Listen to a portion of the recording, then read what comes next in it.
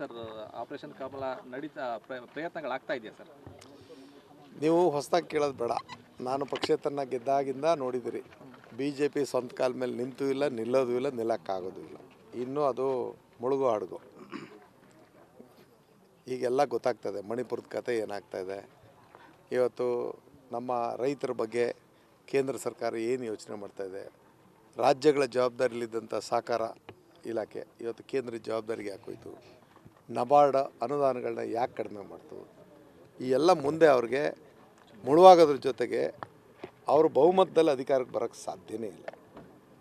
ಅವರು ಸದಾಕಾಲ ಆಪ್ರೇಷನ್ಲೇ ಮುಳುಗಬೇಕು, ಏನು ಗತಿ ಇಲ್ಲ ಅವ್ರಿಗೆ. ಅಲ್ಲ ಸರ್, 50 ಕೋಟಿ 100 ಕೋಟಿ ಅನ್ನೋದೆಲ್ಲ ನಿಜನ? ಅಷ್ಟೊಂದು ಆಮಿಷ ಹುಡ್ತಿದಾರ ಅಂತ? ಇಲ್ಲ, ನನಗೆ ಯಾರು ಸಂಪರ್ಕ ಮಾಡಿಲ್ಲ. ಸಂಪರ್ಕ ಮಾಡಿದ್ರೆ ಮೊದಲು ನಿಮಗೆ ಹೇಳ್ತಾರೆ. ನೋಡಿ, ರಾಜಕಾರಣದಲ್ಲಿ ಯಾವುದನ್ನು ಸುಳ್ಳು ಅಂತಲೂ ಹೇಳೋಂಗಿಲ್ಲ, ಎಲ್ಲವೂ ಸತ್ಯ ಅಂತಲೂ ಹೇಳೋಂಗಿಲ್ಲ. ಆದರೆ ಒಂದೊಂದು ರಾಜಕೀಯ ಪಕ್ಷಗಳು ಅವರದೇ ಆದಂಥ ಒಂದು ರೀತಿ ನೀತಿಗಳಲ್ಲಿ ರಾಜಕಾರಣ ಮಾಡ್ತಿರ್ತವೆ.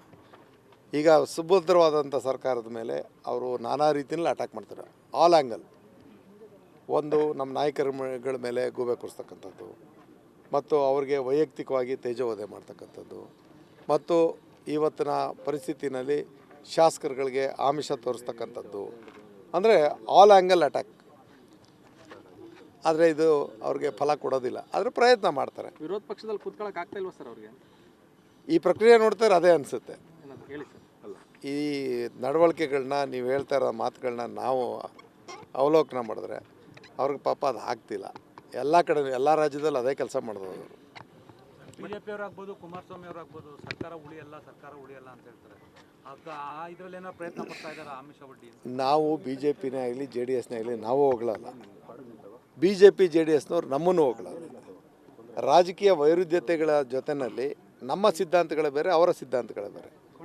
ನಾವು ನಮ್ಮ ಸಿದ್ಧಾಂತಗಳ ಅಡಿಯಲ್ಲಿ ಜನಮಾನಸದಲ್ಲಿ ಯೋಜನೆಗಳ ಜೊತೆಯಲ್ಲಿ ಜನಪರವಾದಂಥ ಕಾಳಜಿ ಜೊತೆಯಲ್ಲಿ ಜೀವನ ಮತ್ತು ಬದುಕಿಗೆ ಆಸರೆ ಆಗ್ತಕ್ಕಂಥ ಯೋಜನೆಗಳ ಜೊತೆಲಿ ಕಾಂಗ್ರೆಸ್ ಇರುತ್ತೆ. ಯಾವಾಗಲೂ ಆಡಂಬರ, ಲೂಟಿ ಮತ್ತು ಅಪಪ್ರಚಾರದಲ್ಲಿ ನಮ್ಮ ಎದುರಾಳಿಗಳಿರ್ತಾರೆ. ಸಚಿವ ಸಂಪುಟ ವಿಸ್ತರಣೆ ಆಗುತ್ತೆ ಸರ್? ನಾನು ಕೇಳ್ತಾ ಇದ್ದೀನಿ, ನಮ್ಮ ಹೈಕಮಾಂಡ್ ಯಾವಾಗ ತೀರ್ಮಾನ ಮಾಡುತ್ತೋ ಆವಾಗ. ಅಲ್ಲ ಸರ್, ಹೇಳಿದ್ರಿ MP ಚುನಾವಣೆ ಆದ ನಂತರ ನಾನು ಮಂತ್ರಿ ಆಗ್ತೀನಿ ಅಂತ ಹೇಳಿದ್ರಿ. ನಾನು ಹೇಳಿದ್ದು ಮುಖ್ಯಮಂತ್ರಿಗಳು ನನ್ನ ಕ್ಷೇತ್ರದಲ್ಲಿ ಭಾಷಣದಲ್ಲಿ 2-3 ಬಾರಿ ಹೇಳೋದನ್ನು ನೀವೇ ನೋಡಿದಿರಿ. ಆ ಮಾತನ್ನು ನಾನು ಪುನರುಚ್ಚಾರ ಮಾಡಿದ್ದೀನಿ ಹೊರತು ಅವ್ರಿಗೂ ಹೈಕಮಾಂಡ್ ಒಪ್ಪಿಗೆ ಇಲ್ಲದೇ ಅವರೇ ನಿರ್ಧಾರ ತಗೊಳ್ಳೋದಕ್ಕೆ ನಮ್ಮ ಪಕ್ಷದಲ್ಲಿ ಅವಕಾಶ ಇಲ್ಲ. ಬೇಡಿಕೆ ಅಲ್ಲ, ನನ್ನ ಹಕ್ಕು ಅದು. ನಾನು I am the senior most in the Mandya. ಇವತ್ತಿನ ಮಟ್ಟಿಗೆ ನೀವು ಹೇಳಿ, ಯಾರು ಸೀನಿಯರ್ ಕಾಂಗ್ರೆಸ್ಸಲ್ಲಿ? ಹಕ್ಕು ಕೇಳಿದ್ದೀರಾ ಸರ್? ಯಾರು ಸೀನಿಯರ್ ಕಾಂಗ್ರೆಸ್ಸಲ್ಲಿ ಹೇಳಿ? ಕಾಂಗ್ರೆಸ್ ಕಟ್ಟಿದವನು ಯಾರು ಹೇಳಿ ಇವತ್ತಿಗೆ? ನನಗೆ ಹಕ್ಕಿಲ್ವಾ? ಹೊರಗಡೆಯಿಂದ ಬಂದವರಿಗೆಲ್ಲ ಅಧಿಕಾರ ಸಿಗ್ತಿದೆ. ನಾನು ಅದ್ರ ಬಗ್ಗೆ, ನಮ್ಮ ಪಕ್ಷಕ್ಕೆ ಬಂದ ಮೇಲೆ ಎಲ್ಲರೂ ಕಾಂಗ್ರೆಸ್ಸಿಗೆ, ಹೊರಗಿನವರು ಒಳಗಿನವರು ಅನ್ನೋ ಪ್ರಶ್ನೆ ಇಲ್ಲ. ನಾವು ನಮ್ಮ ಮನೆ ಒಳಗೆ ಇರ್ತಕ್ಕಂಥ ಅಣ್ಣ ತಮ್ಮಂದಿರಂಗೆ ಇದ್ದೀವಿ. ನಮ್ಮಲ್ಲಿ ಯಾವ ಭಿನ್ನಾಭಿಪ್ರಾಯ. ಯಾರು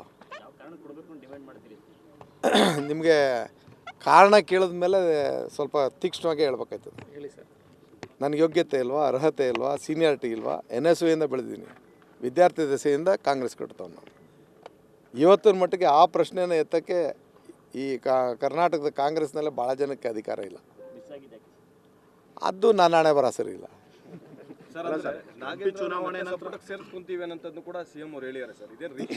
ಅದು ಅವರ ವಿವೇಚನೆ ಬಿಟ್ಟಂಥ ವಿಚಾರ.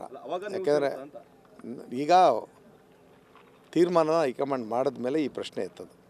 ಬಟ್ ನನ್ನ ಬೇಡಿಕೆ ಅಂತೂ ಇದೆ. ಇಷ್ಟ ಅವರಿಂದ ತೆರವಾದಂಥ ಸ್ಥಾನಕ್ಕಾದರೂ ಒಂದು ಬೇಡಿಕೆ ಇಡ್ತೀರಾ ಅಂತ ಸರ್? ಯಾರಿಂದ ತೆರವದ್ದು? ನಾಗೇಂದ್ರ ಅವರಿಂದ. ಈಗ ನಮ್ಮ ಪಕ್ಷದಲ್ಲಿ ಒಂದು ರೀಶಫಲ್ ಅನ್ನೋದು ಯಾವಾಗ ನಡೀತದೋ ಆವಾಗ ಈ ಪ್ರಕ್ರಿಯೆ ಎಲ್ಲ ಪ್ರಾರಂಭ ಆಗೋದು. ಇನ್ನೂ ಆ ತೀರ್ಮಾನ ಆಗಿಲ್ಲ. ಮಹಾರಾಷ್ಟ್ರ ಚುನಾವಣೆ ಆಗಬೇಕು, ಜಾರ್ಖಂಡ್ ಚುನಾವಣೆ ನಡೀತದೆ. ಇವೆಲ್ಲ ಚುನಾವಣೆ ಮುಗಿದ ಮೇಲೆ ನಮ್ಮ ಹೈಕಮಾಂಡ್ ಕುಳಿತು ಏನು ತೀರ್ಮಾನ ಮಾಡುತ್ತೋ, ಮುಖ್ಯಮಂತ್ರಿಗಳಿಗೆ ಯಾವ ರೀತಿ ಸ್ವಾತಂತ್ರ್ಯ ನೀಡ್ತಾರೋ ಅದರ ನಂತರ ತೀರ್ಮಾನ ಮಾಡ್ತಕ್ಕಂಥ ವಿಚಾರ. ಈಗ ನಾವು ಊಹಾತ್ಮಕವಾಗಿ ನಾನು ಉತ್ತರ ಕೊಡಬೇಕಾಗುತ್ತೆ. ಸರ್, ಅಂದರೆ ಕಳೆದ ಬಾರಿಯೂ ಕೂಡ ನೀವು ಸಚಿವರಾಗ್ತಾ ಇದ್ರಿ, ಕೊನೆ ಹಂತದಲ್ಲಿ ಕೂಡ ನಿಮ್ಮ ಹೆಸರು ಬಿಟ್ಟು ಹೋಯ್ತು ಅಂತ ಹೇಳ್ತಾ ಇದ್ರಿ. ಆದರೆ ಈ ಬಾರಿ ಪದೇ ಪದೇ ನರೇಂದ್ರ ಸ್ವಾಮಿ ಅವ್ರಿಗೆ ಅನ್ಯಾಯ ಆಗ್ತಾ ಇದೆಯಾ ಅಂತೇಳಿ ಸದ್ಯ ನೀವಾರು ನಮ್ಮ ಪರವಾಗಿದ್ದಿರಲ್ಲ, ತುಂಬ ತುಂಬ ಧನ್ಯವಾದ ಎಲ್ಲ ಮಾಧ್ಯಮದವರಿಗೆ. ಯಾರು ಅಂತ ಸರ್? ಹಾಂ, ನಿಮ್ಮನ್ನು ನಿರ್ಲಕ್ಷ್ಯ ಮಾಡ್ತಿರೋದಾದ್ರೆ ಯಾರು ಅಂತ ನೋಡಿ. ನನಗೆ ಒಂದು ರಾಜಕಾರಣದಲ್ಲಿ ನತದೃಷ್ಟತನ ಅನ್ನೋದು ಜಾಸ್ತಿ ಕಾಡಿದೆ.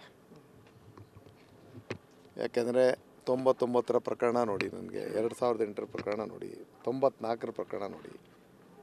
ನನ್ನ ರಾಜಕೀಯದ ಪ್ರಾರಂಭ ಒಂದು ಸಂಘರ್ಷದ ಜೊತೆಯಲ್ಲೇ ನಾನು ರಾಜಕಾರಣ ಮಾಡಬೇಕಾದಂಥ ಅನಿವಾರ್ಯತೆ. ಅದು ಯಾರ ಜೊತೆಲಿ? ಪಕ್ಷದ ಜೊತೆಯಲ್ಲೇ.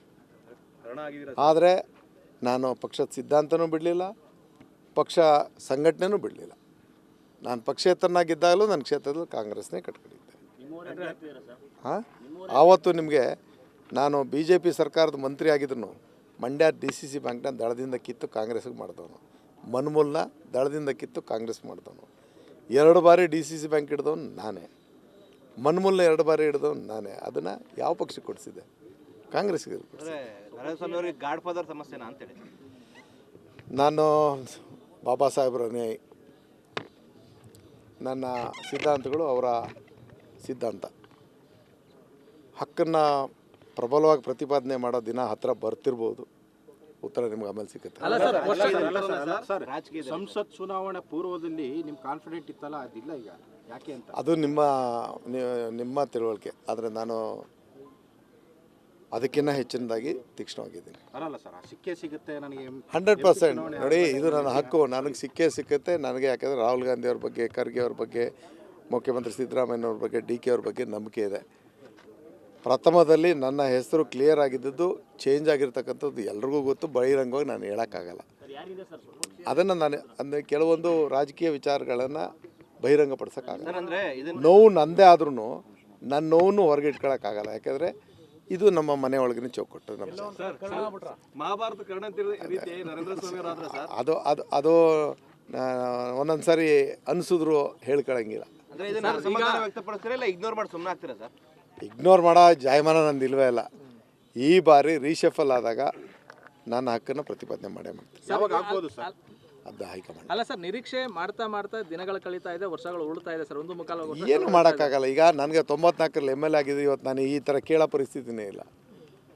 ಬೇಡ, 99ರಲ್ಲಿ ಆಗಿದ್ರು ಈ ಥರ ಕೇಳೋ ಪರಿಸ್ಥಿತಿನೇ ಇಲ್ಲ. ನನ್ನ ಸೀನಿಯಾರಿಟಿಲಿ ಇರ್ತಿತ್ತು.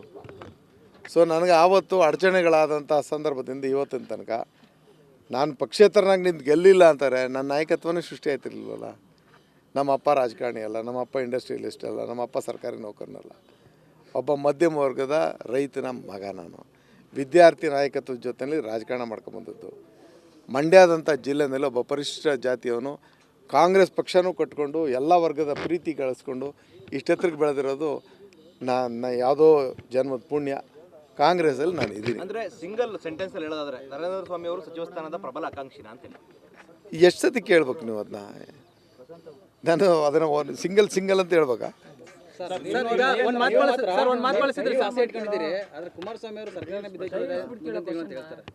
JH ಪಟೇಲ್ರು ವಿಧಾನಸಭೆಯಲ್ಲಿ ಒಂದು ಮಾತು ಹೇಳಿದರು. ಆವಾಗಲೂ JH ಪಟೇಲ್ ಸರ್ಕಾರ ಬೀಳುತ್ತೆ ಅಂತಿರ್ಬೇಕಾರೆ ನಮ್ಮ ಕಾಂಗ್ರೆಸ್ನವ್ರು ಹೇಳ್ತಿರ್ಬೇಕಾರೆ ಅವರೊಂದು ಕತೆ ಹೇಳಿದ್ರು. ಅದನ್ನು ಅವ್ರಿಗೆ ಹೇಳಿ ಸರ್. ಈಗ ನೀವು ಹೇಳ್ತಾನೆ ಇದ್ದೀರಿ ಸರ್, ರಾಜಕೀಯ ಹಿನ್ನೆಲೆ ಇರಬೇಕಾಗಿತ್ತು. ರಾಜಕೀಯ ಹಿನ್ನೆಲೆ ಇದ್ದಿದ್ರೆ ನಿಮ್ಗೆ ಈ ಥರ ಅವಕಾಶಗಳು ತುಂಬ ಸಿಗ್ತಿದ್ವು ಅಂತ. ಈ ಸಹಜವಾಗಲ್ವೇನ್ರಿ? ಅಪ್ಪನ ಆಸ್ತಿ ಸಿಗ್ದಂಗಲ್ವಾ? ಈಗ ಭಾಳಷ್ಟು ಜನ ಕಿಂಡರ್ ಗಾರ್ಡನ್ ಎಲ್ಲ ಪಕ್ಷದಲ್ಲೂ ಇದೆ. ಕಿಂಡರ್ ಗಾರ್ಡನ್ ಅಂದ್ರೆ ಅರ್ಥ ಆಯ್ತಲ್ಲ? ಹಾಂ, ಅಪ್ಪ ಅಂದರೆ ಮಕ್ಕಳಿಗೆ ಪಾಠ ಕೊಡೋದು, ಶಾಲೆ ಕರ್ಕೊಂಡು ಹೋಗೋದು. ಕಾಂಗ್ರೆಸ್ಸಲ್ಲೂ ಇದೆ ಸರ್, ಎಲ್ಲ ಪಕ್ಷದಲ್ಲೂ ಇದೆ. ಯಾವ ಪಕ್ಷದಲ್ಲಿ ಇಲ್ಲ. ಅದ ರಾಜಕೀಯ ಹಿನ್ನೆಲೆ ಮತ್ತಷ್ಟು ಜನ ಸೀನಿಯರ್ಸ್ ಕೂಡ ಇದೇ ರೀತಿ ಆಗಿರುವಂಥದ್ದು ಸರ್. ಸಚಿವ ಸ್ಥಾನ ಸಿಕ್ಕಿಲ್ಲ, ನಿಮ್ಮನ್ನು ಸೇರಿದಂತೆ. ನೋಡಿ, ನಾನು ಇನ್ನೊಬ್ಬರ ಬಗ್ಗೆ ಉಲ್ಲೇಖ ಮಾಡಿ ಮಾತಾಡೋದಿಲ್ಲ. ನೀವು ನನ್ನ ಬಗ್ಗೆ ಕೇಳಿದ್ರೆ ನಾನು ಅದನ್ನು ನೇರ ಉತ್ತರ ಕೊಟ್ಟಿದ್ದೀನಿ. ಆದರೆ ಪಕ್ಷದ ಹೈಕಮಾಂಡ್ಗೂ ಬದ್ಧನಾಗಿ ನನ್ನ ಹಕ್ಕನ್ನು ಪ್ರತಿಪಾದನೆಯೂ ಮಾಡ್ತಾ ಈ ಜಿಲ್ಲೆಗೆ ಇನ್ನೊಂದು ಸ್ಥಾನನ ದಕ್ಕಿಸ್ಕೊಡುವಂಥ ಪ್ರಯತ್ನ ಮಾಡೇ ಮಾಡ್ತೀನಿ. ಸರ್, ಚುನಾವಣೆ ಫಲಿತಾಂಶದ ಬಗ್ಗೆ ನನಗೆ ವಿಶ್ವಾಸ ಇದೆ, ಗೆಲ್ತೀವಿ ಸರ್. ಅದೇ ನಿಮ್ಮ ಅಭ್ಯರ್ಥಿ ಸೋಲೋ ಭೀತಿ ರೀತಿ ಮಾತಾಡಿದ್ದಾರೆ. ಅವರ ಹಿಂದಿನ ಹೇಳಿಕೆಗಳನ್ನ ಸ್ವಲ್ಪ ಜ್ಞಾಪಿಸ್ಕೊಳ್ಳಿ. ಕಾರಣ ಏನು ಸರ್? ಅಲ್ಲ, ಜ್ಞಾಪಿಸ್ಕೊಳ್ಳಿ, ನಿಮ್ಗೆ ಅಲ್ಲೇ ಉತ್ತರ ಸಿಗುತ್ತೆ. ನಾನು ಹೇಳೋದು ಬೇಡ.